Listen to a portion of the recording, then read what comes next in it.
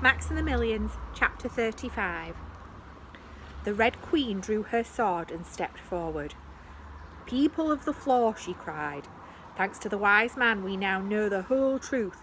King Luke is no traitor." "That's right," said Ivy. "He's just a bit of an idiot." Luke beamed. It was probably the biggest compliment Ivy had ever given him. "Now to have found a way out of this bag and protect our world at any cost," the Red Queen cried. "But first, let's finish what we started. Execute the Bin King and his fly riders." The crowd cheered. The Red Queen turned to the Bin King, her sword outstretched.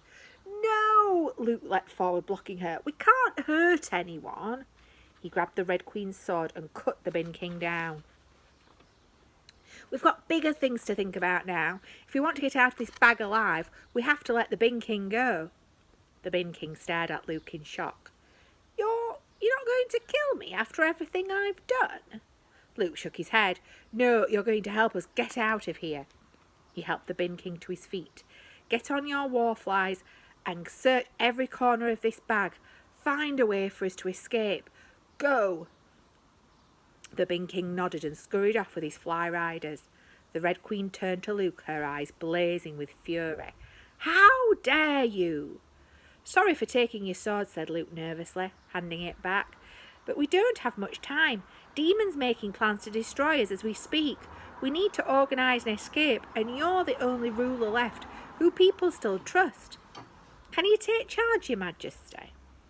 Some of the fire left the Red Queen's eyes. She sheathed her sword.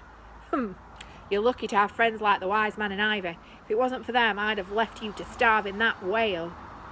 She turned away and started giving orders to the crowd. Ivy dropped down beside him. Luke scuffed his feet on the ground.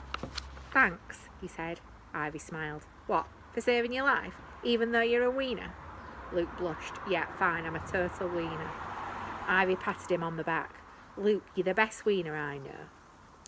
Mr. Darrow marched between them. "Right, that's quite enough of that. We've got a transmitter and a microphone to find." He pointed to the warfly that Ivy had just been sitting on.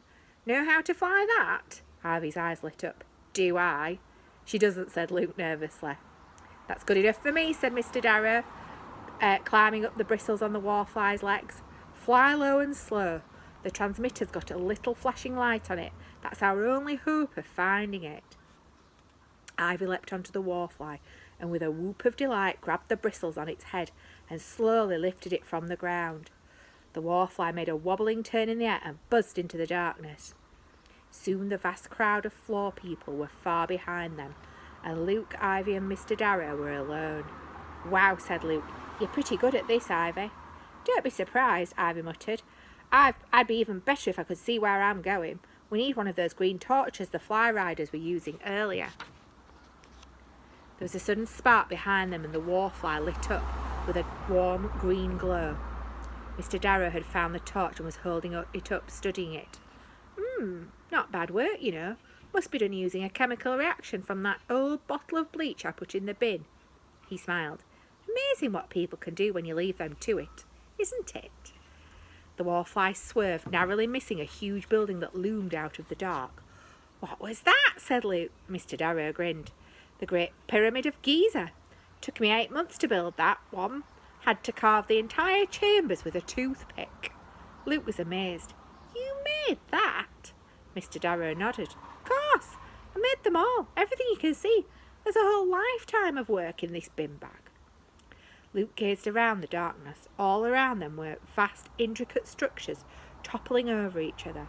Boats and planes and palaces and monuments and dinosaurs and skyscrapers. "Wow, you're a genius," said Luke. Mr. Darrow looked at him. "You think so?" Luke nodded. Even in the dim glow of the green torch, Mr. Darrow couldn't possibly hide how pleased he looked. "Well," he muttered, "about time." "Luke," said Ivy, "could you come here for a moment, please?" Luke sat beside her. Her face was worried. "What's the matter?" "This bin bag," she whispered. "It's huge. There's a whole floor's worth of stuff in here. The transmitter could be buried under an inch of sand or trapped beneath one of those enormous buildings. And even if we do manage to find it, it might not work." Ivy glanced at Mr. Darrow, who was searching the darkness behind her with a single torch.